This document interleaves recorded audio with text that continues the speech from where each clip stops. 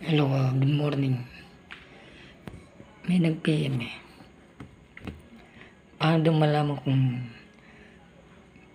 may pagtatangi sa iyo ang babae? Pagtatangi, ha?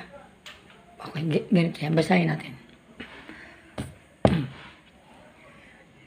Kapag sinabi ng babae na akin yan,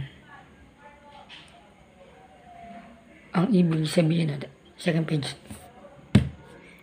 ang ibig sabihin nun ay itinatangi niya yung lalaking yon. Next page.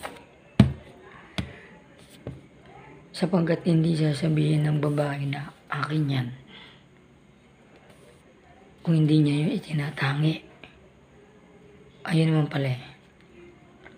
So para mga ano rin tayo, mga animals, meron din tayo mga territory, no? So kumbaga territory to, territory, ganyan like that. So may follow-up question.